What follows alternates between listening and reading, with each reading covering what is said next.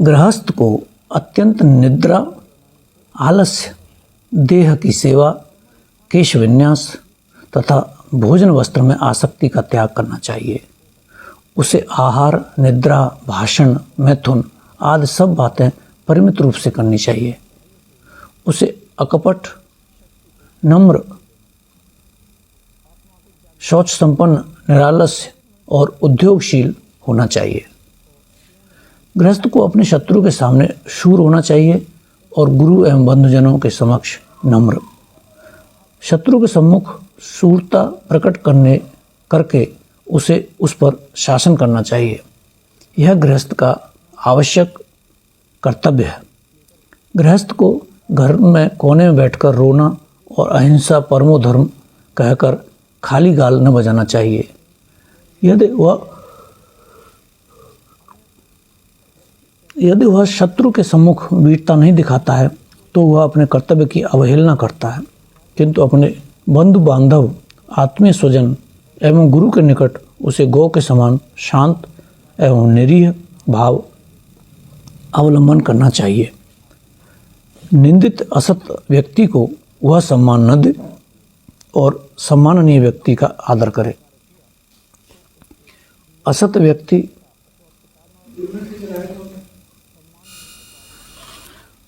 व्यक्ति के प्रति सम्मान प्रदर्शित करना गृहस्थ का कर्तव्य नहीं है, क्योंकि ऐसा करने से वह असद विषय को आश्रय देता है और यदि सम्मान योग्य व्यक्ति को वह सम्मान नहीं देता है तो भी बड़ा अन्याय करता है। एक साथ रहकर विशेष निरीक्षण के द्वारा वह पहले मनुष्य का स्नेह, व्यवहार, प्रवृत्ति और प्रकृति जान ले, फिर उस पर विश्वास करे।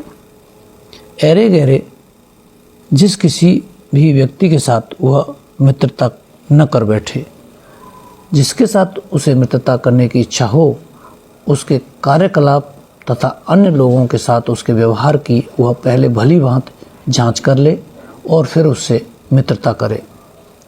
धर्मज्ञ ग्रही व्यक्ति को चाहिए कि वह अपना यश, पौरुष, दूसरों की बताई हुई गुप्त बात तथा दूसरों के प्रति उसने जो कुछ उपकार किया है, इन सब का वर्णन सर्वसाधारण के सम्मुख न करे।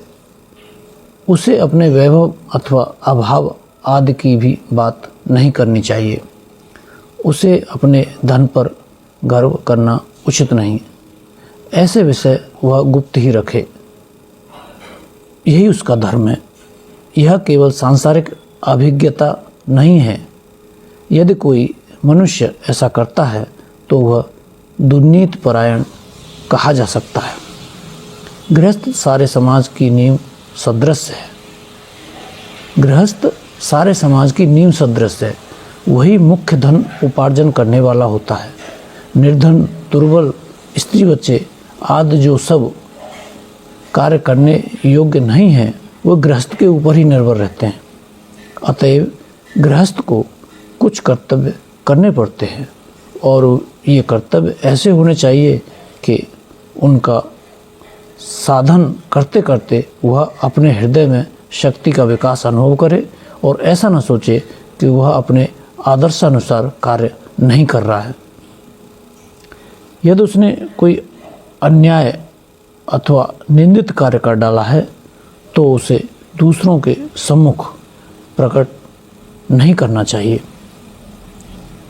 इसी प्रकार यदि वह ऐसी किसी बात में लगा है जिसमें वह अपनी सफलता निश्चित मानता है तो उसे उसकी भी चर्चा नहीं करनी चाहिए। इस प्रकार आत्मदोष प्रकट करने से कोई लाभ तो होता नहीं, बल्कि उल्टा इसके द्वारा मनुष्य हतोत्साहित हो जाता है और इस प्रकार उसके कर्तव्य कर्मों में बाधा पड़ती है। उसने जो अन्याय कर्म किया है उसका फल तो उसे भोगना ही पड़ेगा, किंतु उसे फिर ऐसी चेष्टा करनी चाहिए जिससे वह सत्कर्म कर सके। संसार सर्वदा शक्तिमान तथा दृढ़ चित्त मनुष्य के प्रति ही सहानुभूति प्रकट करता है।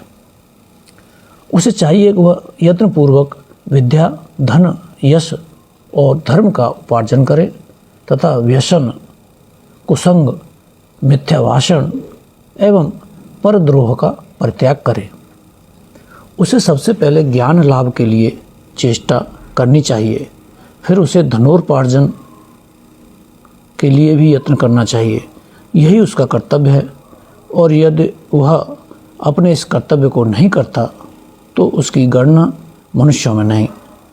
जो गृहस्थ धनोपार्जन की चेष्टा नहीं करता वह दुर्नीति परायण एवं निकम्मा है। यदि वह आलस्य भाव से जीवन यापन करता है और उसी में संतुष्ट रहता है तो वह असत प्रकृति वाला है, क्योंकि उसके ऊपर अनेकों व्यक्ति निर्भर रहते हैं। यदि वह यथेष्ट धन उपार्जन करता है तो उससे सैकड़ों का पालन पोषण होता है। यदि तुम्हारे इस शहर में सैकड़ों लोगों ने धनी बनने की चेष्टा न की होती तो यह सभ्यता, ये अनाथाश्रम और ये हवेलियां कहाँ से आती। ऐसी दशा में धनोपार्जन करना कोई अन्याय नहीं है, क्योंकि यह धन वितरण के लिए ही होता है। गृहस्थ ही समाज जीवन का केंद्र है। उसके लिए धन कमाना तथा उसका सत्कर्मों में व्यय करना ही उपासना है।